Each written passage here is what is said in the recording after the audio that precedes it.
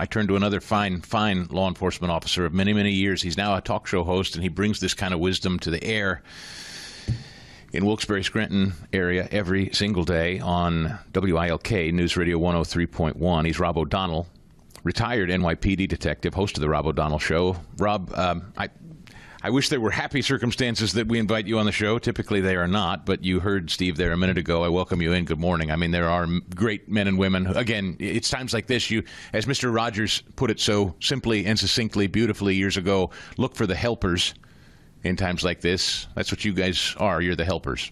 Good morning. Morning, Chris. And you said it perfectly in your prior segment. Evil is pervasive. And thank God for the peacemakers. That's all I can say in situations like this. I'm reticent to ever start analyzing how police work is handled or managed in the moments, the hours, the days after something like this. But certainly in the ensuing hours, when whoever it is, the chief or otherwise, has to step before microphones and start telling the press and talking to people about what they know and what they don't know. I think a lot of people kind of, in our 24-hour news cycle and social media cycle attitudes, we think we should have all the answers, and because we know something on X, the police chief should jump on and confirm everything we've seen on X. That's not the way this works, right? No, not at all. But in situations like this, I was one of the first to kind of identify who this shooter was, not by name, but the generic who this was. Within an hour of this incident happened, I was contacted by both local law enforcement supervision and federal law enforcement that was on the scene. And this is within an hour of this incident. And they said, we need you to get on this. We respect that you'll put information out there that's respectful of the investigation, that respects the victims, that still many were not even notified yet, the families in this, and still reuniting. But they felt pressure from above, outside of law enforcement, to follow a narrative rather than the facts and the evidence. And it was infuriating local law enforcement on the scene. So they reached out to me again within the hour, pointed me in the right direction, and I started doing my own investigation and found a lot out there. I was able to download the videos that were on YouTube before they were scrubbed and taken away. And, I placed generic portions out there that I thought were need to know by the public. And again, my X account had gotten 20 million views on that, so it obviously worked. To hold authorities accountable, to let them know that we know the facts and we know the information that's really out there, and if you try and spin this, we're going to hold you accountable. And it was infuriating law enforcement to see not only are they dealing with this tragic situation, but they're dealing with this outside political nonsense to kind of scrub an incident that we should know everything about, because how do we prevent the next one unless we get to the core of this one? Obviously, the left always runs to the same old thing. It's the gun, it's the gun, it's the gun, it's the gun. There's nothing about the guns used in this attack, this awful terrorist attack. That's what it was. Nothing illegally obtained here. All three firearms, as I read and understand, were legally procured. Law enforcement, those of you who do this, I almost never hear you guys ever jump to it's the guns. And you guys are literally on the receiving end of bullets flying many times. And yet that's not your reaction. Why? Because you can make all the laws you want about guns. You can infringe on people's Second Amendment rights. If you don't care about murdering children, do you really care about crossing a state line with a firearm that you shouldn't have? Do you really care about a magazine that maybe holds more bullets than your state law says or federal law says?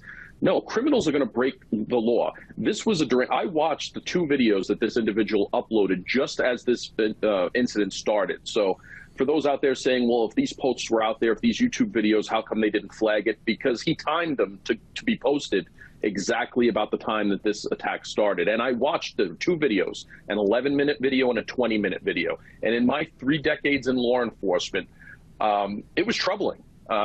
Multiple personalities, demonic voices, the things he said, the things he wrote down are extremely troubling. A diagram of the inside of the church where he uses his finger and shows where he's going to enter this church, and then stabs it in the middle with a dagger and says, "Where I die." He holds up a revolver, which, a pistol was recovered at the scene, but in his video that was before this that he posted, there were 4 firearms. There was the rifle, the shotgun, semi-automatic handgun, and a revolver. And he holds up the revolver and says, "This is for me when it's needed."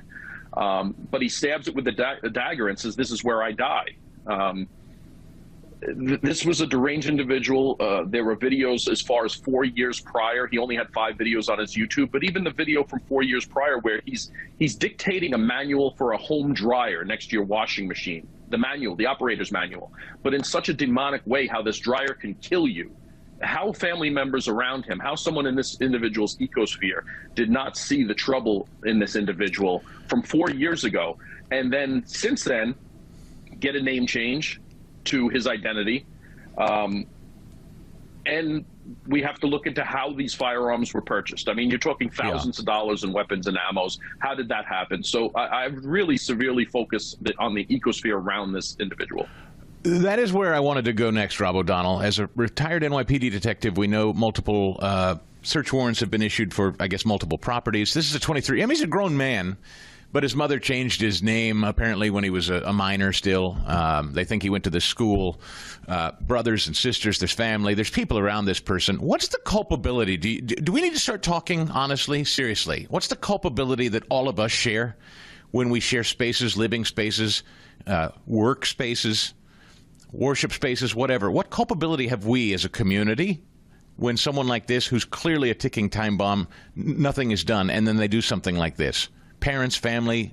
I mean, as a matter of law, do you think we need to start having a conversation about that?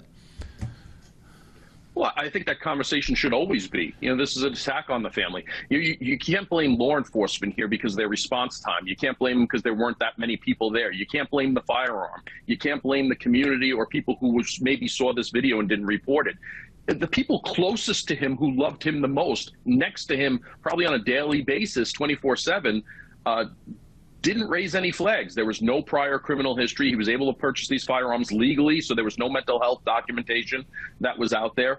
How do we blame anything else without first looking at the family circle around this individual, that if just me watching 30 minutes of video could see how disturbed this individual was, how did they not see it? So yes, they need to be held accountable. They need to be questioned. And I'm not talking criminally culpable. If they did, then that needs to be looked at as well. But that's where all this starts. That's where the people closest to you have to take responsibility for getting you the help you need when you're mentally deranged.